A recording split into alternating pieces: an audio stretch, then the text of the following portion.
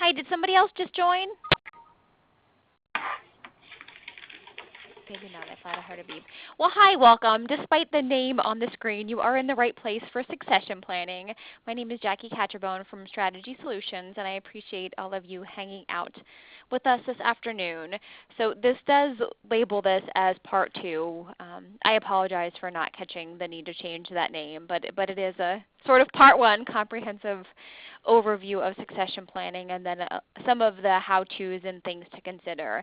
And you will notice during this that it's set up to be an interactive discussion, so there are some question slides that have polls on them that obviously you can answer for yourself. We won't have the ability to look at.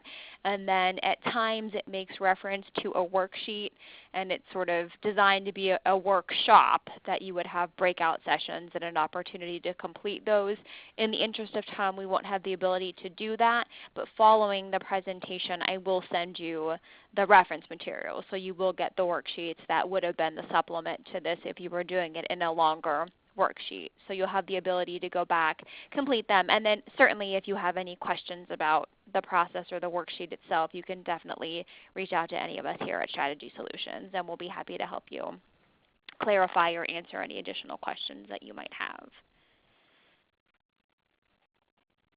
So why are you here today? Learn a little bit about the key principles that go into succession planning, and in particular talk about succession or emergency succession plans. I know a lot of companies are really good about thinking, oh, the executive director is going to leave us in 2 years, so we need to come up with a plan.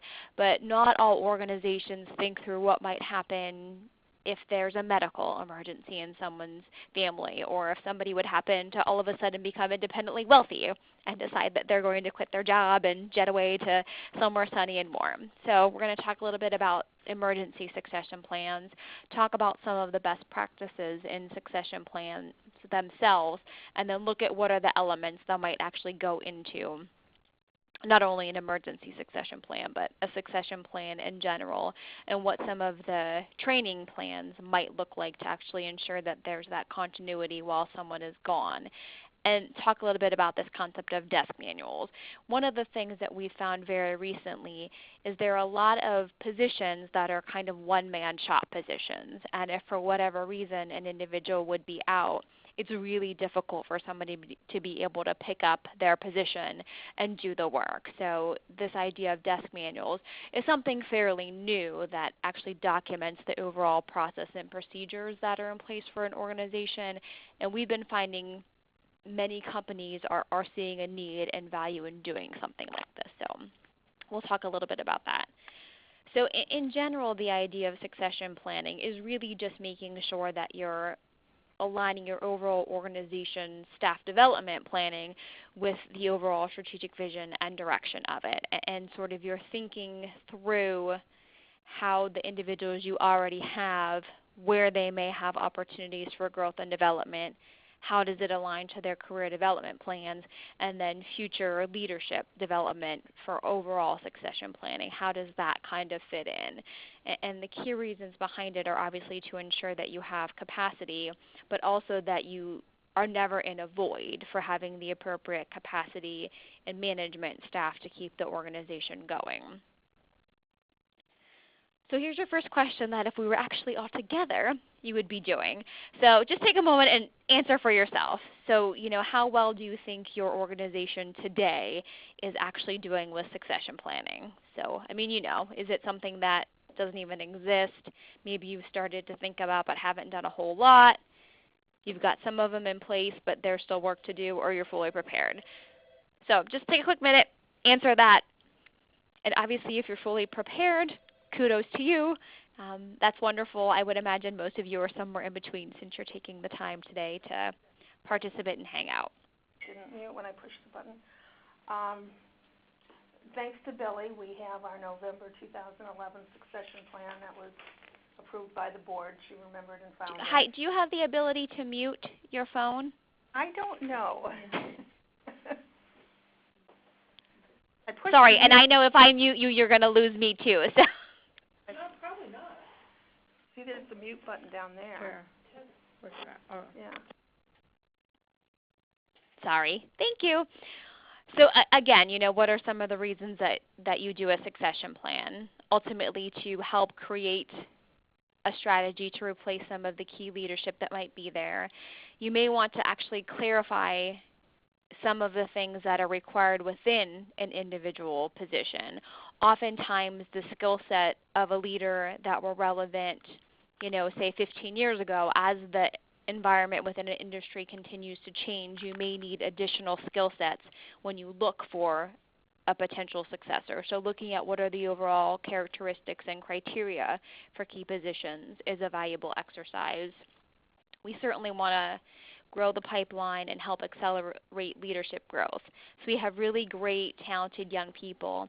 How do we make sure that they stay with the organization and they feel like they're on a leadership track as well? And the materials that you create for succession planning oftentimes become great overall orientation or even training materials, because it really helps you think through what are the key things required and involved in each of these positions. So even if you're not necessarily looking to replace a person, going through that thoughtful exercise is a great way to help recruit people to that position as well, because you have a detailed understanding of what it is that that position is required to do. So some of the things that are going to go into a succession plan, again, you're going to have those opportunities that you're planned for. You know this individual is going to be retiring in the next few years. And in addition to that, we want to make sure that we're building an emergency or backup succession plan. So just in the event that something happens that hiccups that and this person has to leave prior to their planned departure from the organization, that we've given some thought to who could pick up and at least do pieces and parts in their absence. You also want to make sure that you're coming up with a cross-training plan. And what that really means is, how can we take the people who are the potential successors and ensure that they have the appropriate knowledge, skills, and abilities to be a viable candidate when that time comes. And then you need, as an organization, to talk through what would actually happen in the event that you had to implement your emergency succession plan. What's the overall process? Where does the board step in and decide that they have authority to make the decisions versus how much control does this individual have? Or maybe you have several individuals that are filling pieces and parts of the job, but who actually holds sort of the highest authority position of those individuals. So some of the decisions of the how-to you might implement an emergency succession plan also need to be talked through and considered as part of it. One of the things that you need to consider before even starting your succession planning process is taking a look at where your organization actually is on its life cycle stage. Oftentimes, organizations and products themselves will get to the point that they've reached their capacity and there's sort of a next step or a next level that has to be taken, which is where a lot of organizations do strategic planning. So it's just a way to figure out the overall future vision of the organization and what needs to happen next.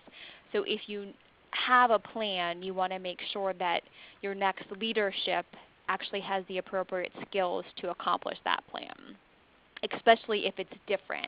So if your organization is going to offer a new service that maybe it didn't before, you need to consider the leadership skills to do that. If you're going to be taking on electronic medical records, which I know a lot of nonprofits that deal with some healthcare type related situations are in the process of doing, or it's forecasting that they're going to have to do it. So you may want to consider having someone that has those appropriate skills if the plan is going to be implemented during a transitional period. So succession planning is, it's a great idea, and oftentimes people think, yeah, we need it for the CEO, or yeah, we need it only because they told us they're going to be retiring in 5 years. Many organizations have senior levels of management or even lower levels of management. So if you decide that you're going to do succession planning, it's really important to decide how far down and at what level you want to do it. We're currently in the process of doing succession planning for an organization, very large organization, and they actually decided that they were going to target the top key positions who are going to retire in the next 5 years as their starting point. So you need to assess your needs, figure out how big your staff actually is, and then look at the overall projected retirement dates as a way to start.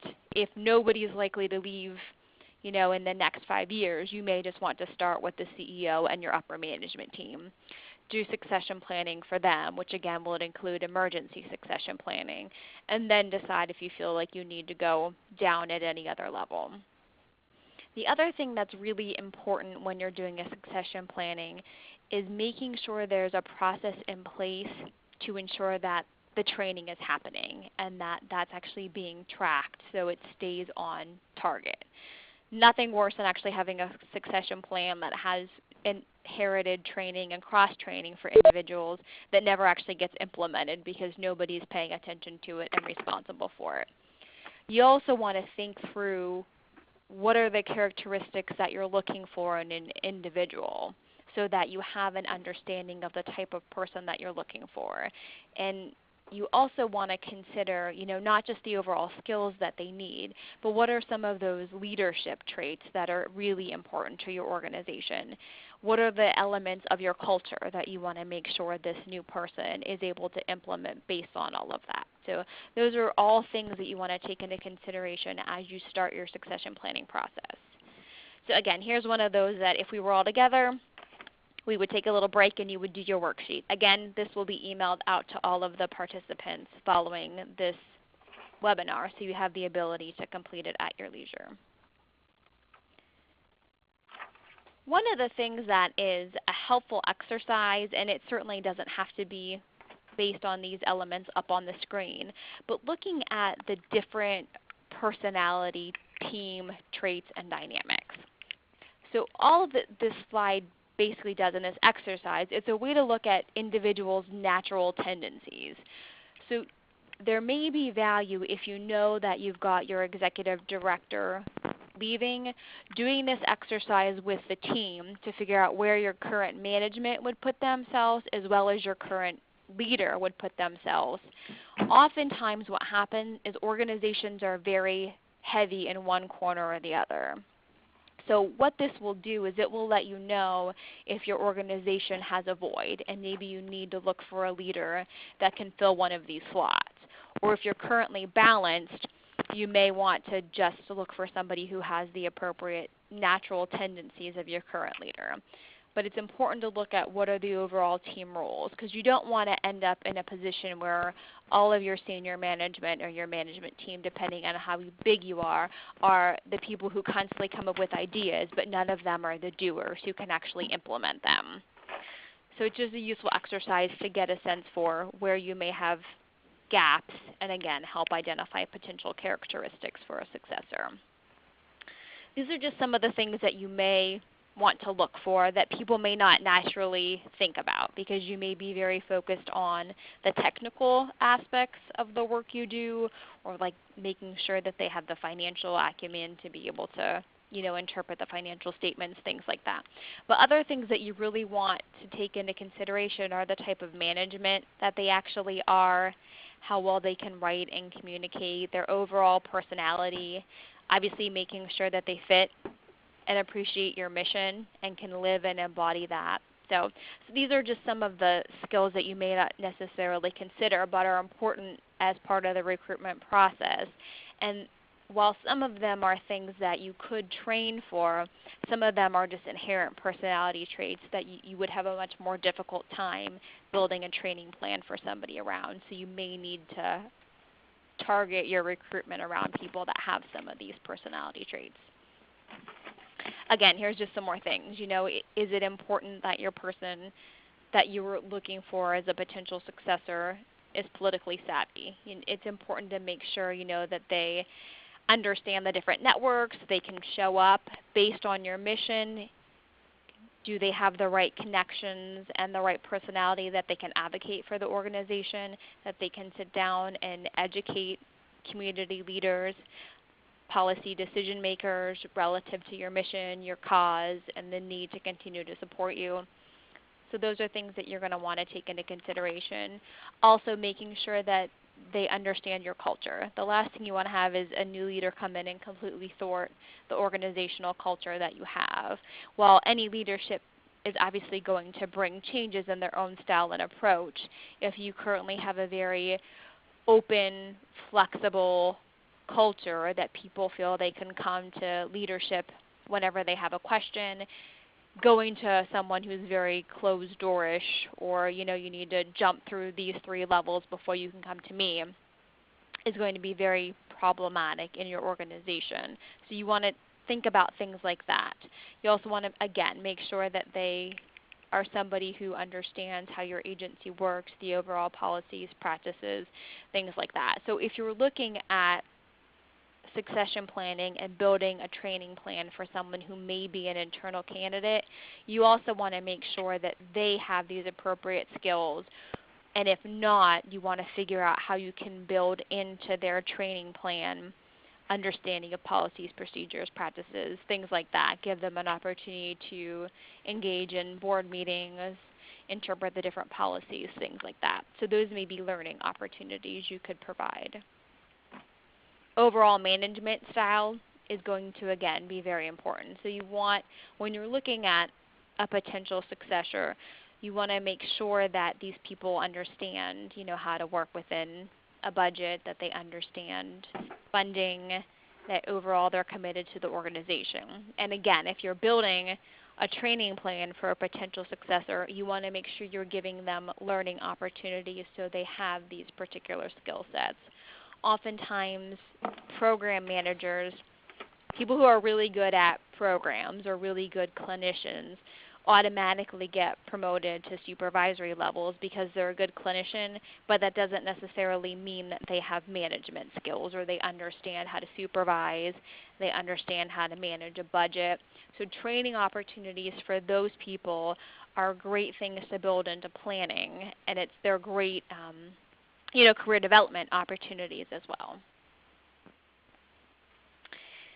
The other thing to think about is succession planning is not necessarily just for organizational staff. You may want to consider overall leadership succession for the board.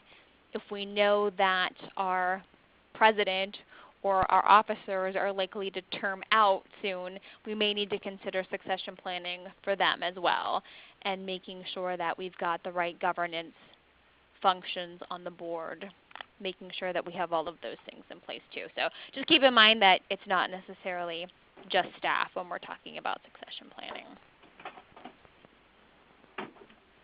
So again, some of the things that are going to be important and part of your overall succession planning process are figuring out, do we have all of the things that we need in place for this person to actually be able to vacate. It will be critical to understand when the individual is likely to retire, because what you're going to do is for the potential internal successors, you're going to want to make sure that you build a training plan that has key milestone dates that have to be accomplished prior to that actual date. There's value in forming a succession planning committee that can help look at what are the potential skills and what's the recruitment strategy that we need for this individual. So again, pause for a quick station break. We would do this together if we were together, but how well do you actually think your agency is for emergencies that might come up? So again, if for whatever reason somebody needs to be out for an extended period of time because of a medical reason, a family reason, they suddenly want a lot of money and they're taking a long vacation, how well do you think people are? Could somebody pick up today and do that job? So answer for yourself and we'll keep moving.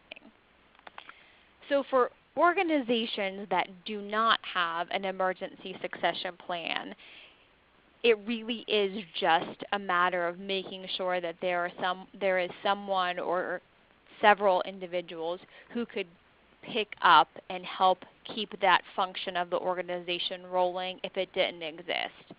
Certainly this is critical to have for the CEO or executive director of the organization, but there may be other positions that there's value in creating succession plans for as well. So again, like I mentioned before with the idea of those desk manuals, are there positions that there's only one person who does it? So if, Susie didn't show up, nobody would be able to do her job because there's nobody else even in that department. That might be an area to look at for succession planning. The other thing that often happens in organizations is there are people who have been there for a really, really long time, and they have sort of this institutional memory. So they know all the things that have been done in the past. They know, where all of the skeletons are hidden, and they've got kind of key content learning knowledge that really ought to be transitioned to other individuals.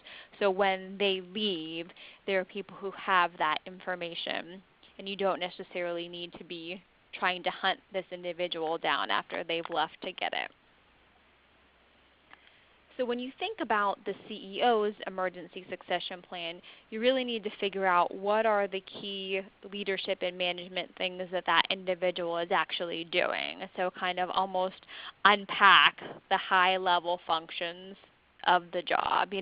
Obviously they manage the organization, but what does that really mean? What are the things that are included within that? From there, you need to talk about what on that list could somebody else do. And it may be one person. Maybe there's a chief operating officer, in which case maybe it makes sense that they could, in theory, assume the entire role of the CEO. Maybe you have several members that are a senior leadership team that oversee different departments of the organization. Maybe each of them has unique skills that would lend themselves to fill parts of the role, but maybe not the overall role of the organization. The leadership and board are also going to have to decide, again, where does that authority lie, and make sure, if it would happen, that we have the steps involved to make the decision, say this is how things are going to be moving forward, this is going to be the acting manager in an event that something would happen, so on, and then figuring out what the training plan is. Some organizations, right now, if you didn't show up tomorrow, somebody could step right in, do your job for a period of time. They have enough knowledge. Other organizations, there may be a skill gap, and in order for someone to be able to be in your role as an emergency succession plan, they need to learn, X, Y, and Z skills first. So part of what you want to include in your succession plan and this emergency succession plan is cross-training that's specific to the emergency situation, which may be different than the long-term succession planning. So you want to make sure that you're building in the training. So here's just a quick example, and this relates to an insurance company, but these are some of the key things that an individual might do. And you want to make sure that you're documenting who would pick up those functions in an emergency situation. So again, sometimes you may have one name listed for everything. Sometimes you may have 3 or 4. You may have somebody assigned to each of them. But to ensure clarification, and so there's no questions if the emergency situation would arise, you want to make sure that you're documenting who would be responsible for what functions in the event that that actually happened. And just to ensure clarification relative to the overall language, thinking about temporary absence means that it was expected, and we know that they're going to come back once whatever they're currently dealing with is resolved. An unplanned is when something inadvertently just comes up. There's an emergency, it happened, we don't necessarily know what's going on, we don't know how long it's going to be.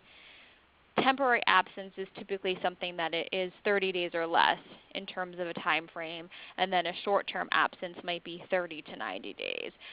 So you may want to consider those different elements when you're building your emergency succession plan, because somebody who may fill in the short run, if something is planned, may look a little bit different than something that just arises and all of a sudden everybody comes to work on Monday morning and the executive director is not going to be here. Now what? It wasn't planned for. What process do we deal with? They may be exactly the same, or they may be different. So again, something that you need to think through for your organization. And if you do feel as though there may be some slight nuances based on those characteristics, you want to build into your succession plan who would take over and under what circumstances, and just make sure all of that is documented if there are likely to be differences. All right. So again, just make sure that in the event that something would happen, that the committee is involved, we appoint an acting director, or whatever may need to happen. But again, all of these things, just important that they're documented during your succession planning effort. So if an acting executive director is the route that is chosen by the board, basically they assume all authority and the day-to-day decision-making role of the regular executive director.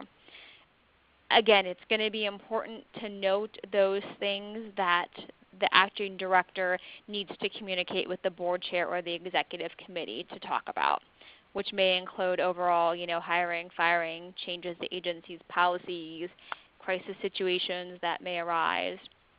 Again, but these are things that are going to be important to document in the overall succession planning, so people know where the lines are, who makes what decisions, and under what situations does the individual have the authority to make a decision unilaterally without anybody else. In the event that somebody is appointed as an acting director, in terms of compensation, there may be an additional bonus that they're given. Depending on how long they're in that role, there may be a temporary salary adjustment. So again, if we know they're coming back in a couple of months, we're just stepping in and fulfilling their role, you may choose to keep them at their typical salary, just give them a bonus, or you may elect to modify their salary temporarily until the other individual is able to return. Obviously, in this situation, the individual would report to the board chair. They would also communicate with the executive committee regarding things that may come up. Important to maintain open communication, let everybody know what's going on, and again, communicate that plan.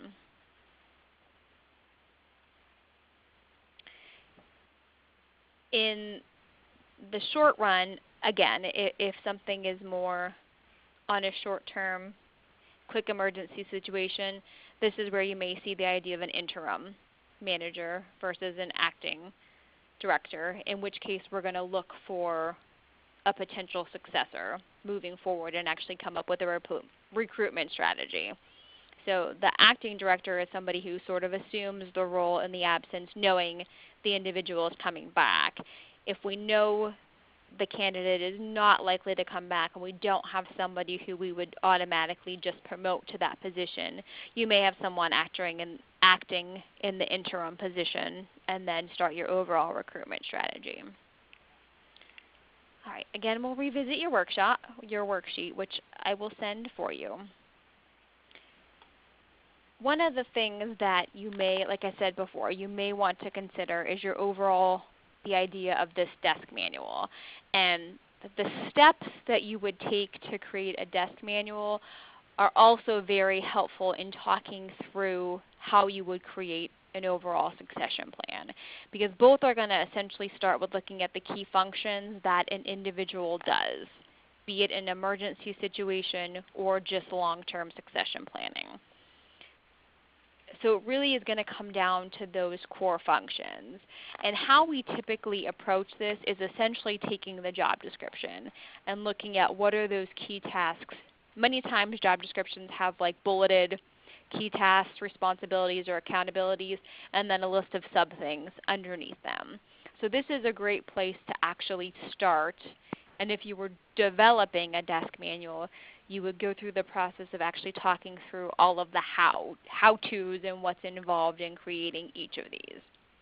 If you're thinking about approaching it from the idea of developing a succession plan, you want to look at each of those functions and say, okay, is there anybody in the organization right now who could do X, whatever X might be?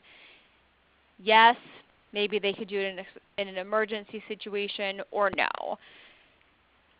If no, the next step is going to be starting to think through who may even be a viable candidate. If your organization does career development plans, these are a great reference because someone may have already expressed interest in this position. So then you can determine if you can help create a career development plan that might get them equipped to fulfill that position. Again, either emergency or succession planning.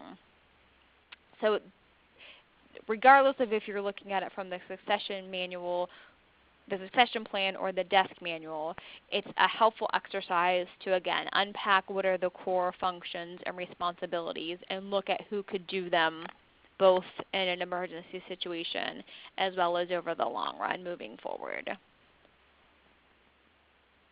So again, the value in doing the desk manual is simply so that you have this go-to if the emergency situation would actually arise. If you have an individual who you're 100% competent, could just walk in and do the role, they already know it, that's great. But if you stop right now and can say, there is nobody that could replace me, or there's nobody who could replace, Susie in the event that an emergency came up, there's value in spending the time now to actually document what it is that Susie does. One, it will help build the training for a potential successor or for the emergency succession plan.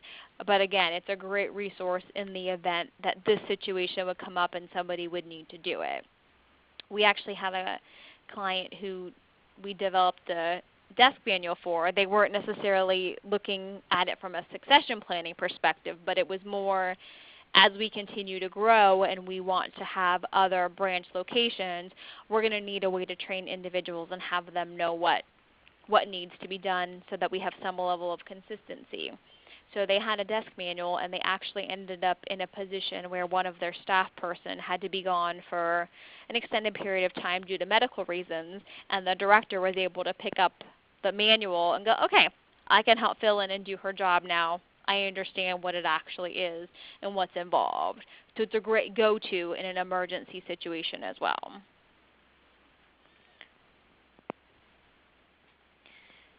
So for a desk manual, this is sort of the spreadsheet that you would look at.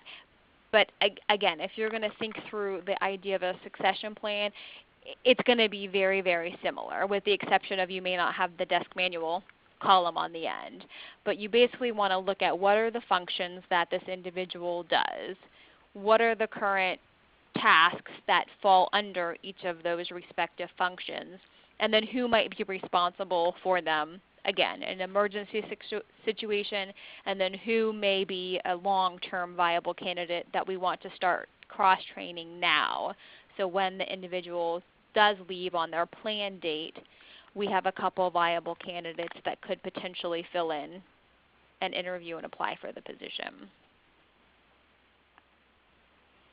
And just to kind of further hone in on what that might look like, here's an example of how the function of something like policy management could be further broken down.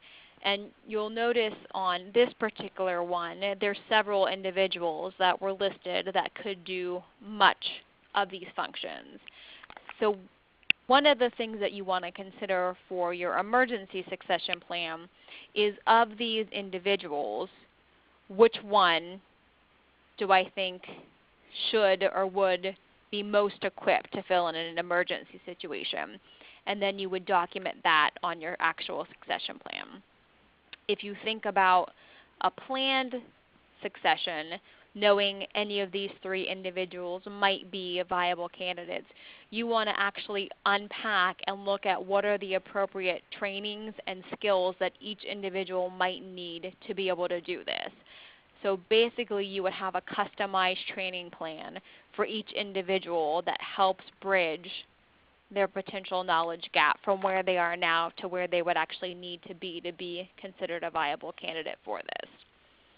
Again, if you were actually going to go through the process of doing a desk manual, now is when you would start to have a specific conversation about the how-tos and what's actually involved in doing these different tasks. So it's documented in the manual. So if you would find yourself in an emergency situation and someone may not have all the appropriate skills or knowledge to do it, again, they could refer to that desk manual to help them. And this just shows you some of the things that might be included if you would further drill down into your desk manual. And then you go into the actual creation of it. Here's just a sample of it. And obviously, if you would develop a succession plan or a desk manual, you want to do a trial run of your desk manual and make sure that somebody could pick it up, do it, and there would be no hiccups. So this did not show you an example of a succession plan. So let me find one for you.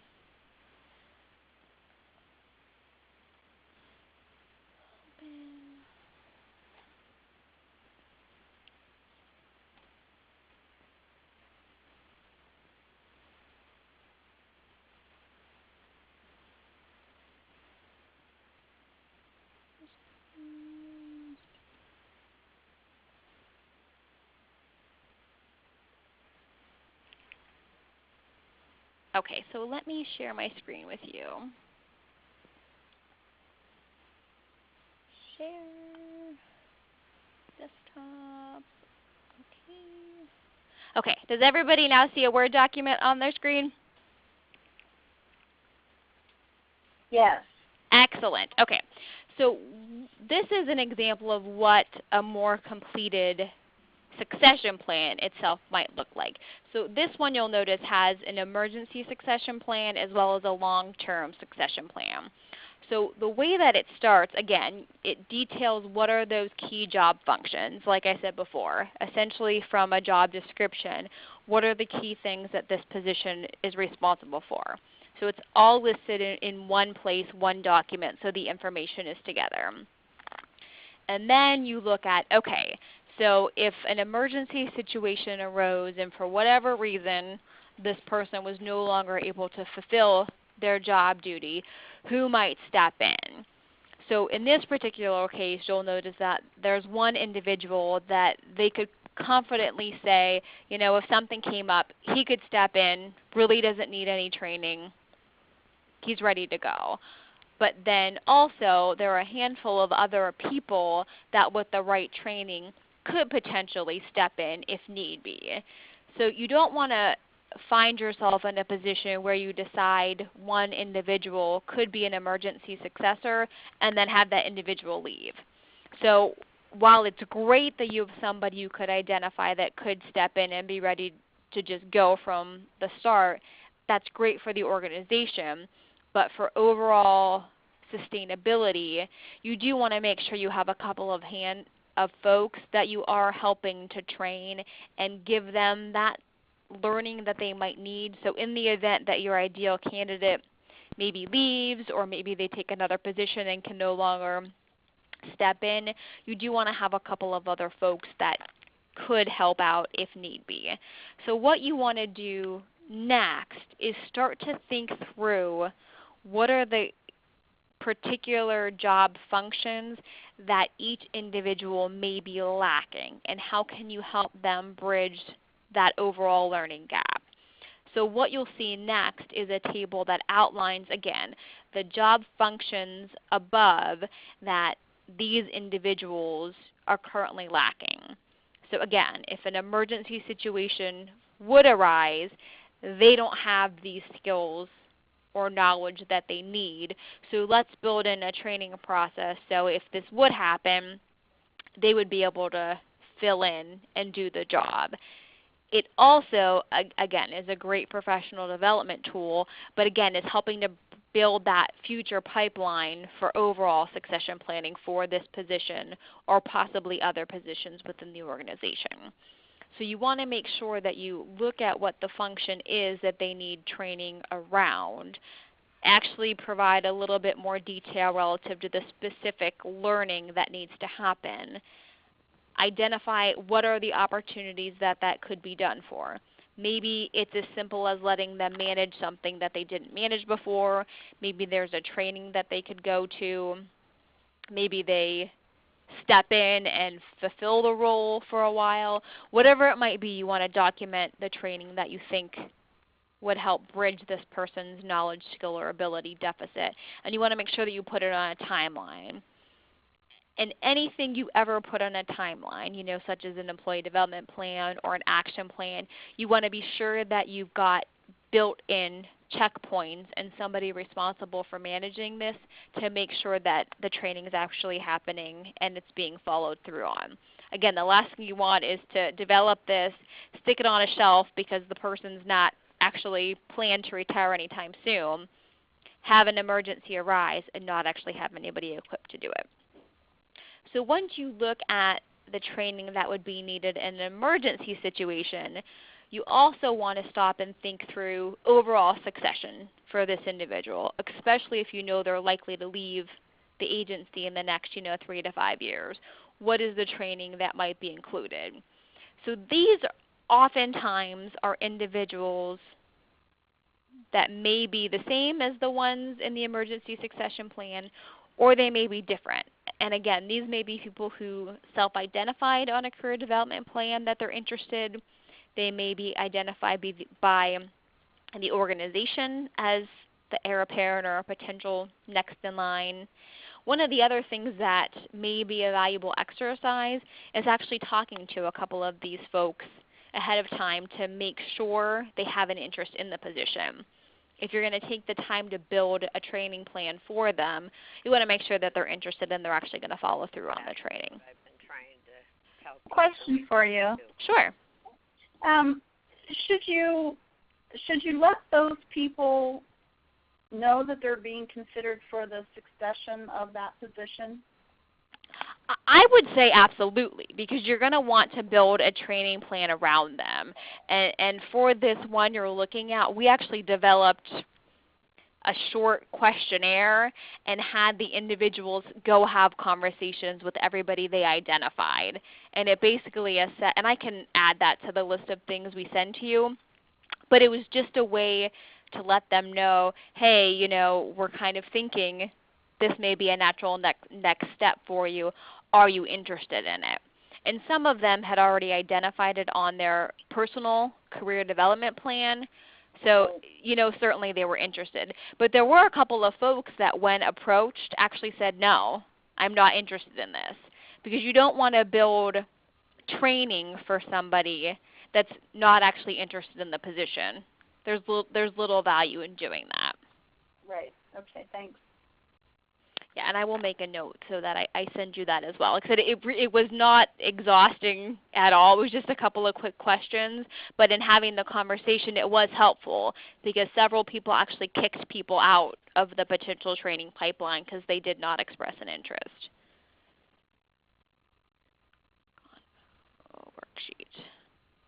I can send a blank one of these as well, just so you can kind of see the different elements of it. Make that note too. So again, then it looks very similar. So over the long run, what's the additional training that may be needed for individuals? And again, making sure that you put it on a targeted due date for each individual. So I will send you the worksheets and the assessment tool that were actually referenced in the PowerPoint. And then I will send you a sample of that conversation worksheet that we utilized for this project, as well as this document sort of stripped down with absolutely nothing in it, just so you can kind of see what are some of the elements that might go into a succession plan. So are there questions?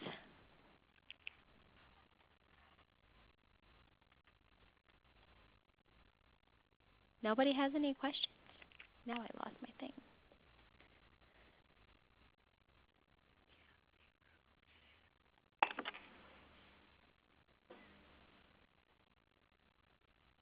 Well, I will stay on the line if anybody has any questions. If not, again, we will get those reference materials out to everybody here briefly. And then I do think we are actually in the process of implementing a new survey to get feedback from our webinars. So I think you guys are our first pilot group. So you're likely to be getting a link to a survey as well. Actually, I do have a question for you. What's the length of time this typically would take to put together a plan like this? Honestly, not long, but but it also depends on how available and how much time people have to devote to it. So it's easy to say, if you had nothing but this to do, you could walk through it fairly simply.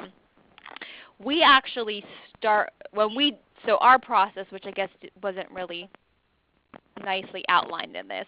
So essentially how we typically start them is we would email an individual a worksheet that's basically going to say, what are the job functions that I'm responsible for, put a little bit more meat around what the specific tasks are, and then have them start to think through who could do this in an emergency situation, who may do this over the long run. So it kind of starts with some independent homework. Going through that exercise is likely to take the individual some time. And again, it's probably best to do maybe off work hours when you don't have the overall distractions. But I mean, to do it well, I would think you're going to need probably 2 hours. It's not like it's long, but just going through the process of actually thinking through, certainly you can cut and paste the task from your job description, but I think to give it its due diligence, it's going to take you some time to identify those particular skills and who may do it. From that, then we typically go and have a conversation. It could last 30 minutes, it could last an hour, and it really is just a matter of unpacking that document in a little bit more detail. So certainly that could be something any staff person could facilitate that conversation. So again, assume maybe a total at that point of 3 hours on the high end. From that document, then it really becomes a matter of maybe having those individual conversations, which could be quick conversations. Scheduling may be problematic, so you've got some time involved in making sure that people you've identified actually are interested in doing the job. And then it's going to come down to creating that document that I just showed you, which again could be something somebody could just sit through and do. We often do them as a conversation. We find that they're easier to have people talk through the different training than have somebody independently sit through and do them. Also, it sort of forces the conversation and lets it not be something that just sits down if you've got a scheduled time that you're going to talk about it. And the process of doing that, again, may take another hour to actually think through what the training would look like for each individual and then putting it on a plan. So that's sort of the rough time involved in the different elements of it. It's really just a matter of how quickly you can schedule the various components to get it done. And so what if it was a company or an organization that there was only a couple people in? Obviously PennDOT has a lot of employees, a lot of structure. What if it was a small company that has a couple people, like has the owner and maybe 1 or 2 people that work for them, and those 1 or 2 people aren't really qualified to take over succession of the business? Then what do you do? Are they individuals that with the appropriate training could potentially get there, either in an emergency situation or long term, or not at all? I don't know, but let's say they're not. Then what do you do? So the first thing that you're going to need to do is figure out what would happen in an emergency. So to the extent possible, what could they fill in and actually do, and what would be the strategy to keep things moving if an emergency would arise. And it may require utilizing outside resources. So if it's a small organization and they don't have them, you may need to look at, are there board members that could step in like a management service volunteer capacity that have those appropriate skill sets if need be? Are there other individuals within the community that you would need to have a conversation with and figure out what it would be. But the emergency part is definitely going to be critical to think through. And I will be the first to tell you that we're very small as well, and we don't necessarily have written defined succession plans, but we have gotten to the point that if for whatever reason life happens and any one of us need to get away, we've been able to figure out how to kind of muddle through and pick up and make it happen. So I think small organizations have that strong team mentality and can kind of pick up and do what needs to be done. And the client that I referenced that we did the desk manual for, they actually had 3 staff people, and one of them had to leave for an emergency, which is where, again, the desk manual came in as a great resource because somebody was able to quickly step in and do it. So I think the first challenge is looking at your existing staff and having a real honest conversation about what emergency succession planning would look like. Because if they could not do the key pieces and parts that would need to happen to keep the business running, you're going to have to figure out how to do that in an emergency situation. I mean, then the next part of it is, well, what happens for planned succession? So if the executive director decides they're leaving in 5 years, what do we do?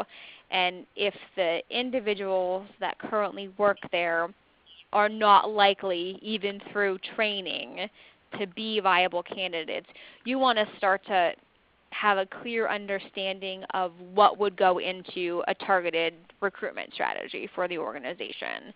And that's where you want to make sure you have a succession planning committee. You're thinking through the skills, traits, and characteristics, and you may want to start the overall recruitment selection process earlier so that you have the opportunity to have some overlap with the current executive director before they would leave, just to help kind of, since it's a small organization, help make that transition a little bit easier. Thank you. That was helpful.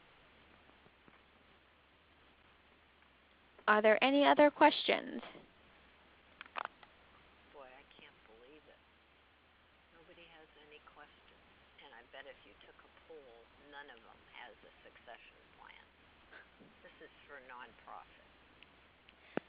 All right, so hearing none, I will make sure that I send you, again, the reference materials that were talked about during it. I will send you the various pieces that we typically use as blank worksheets that you will be able to implement and utilize on your own.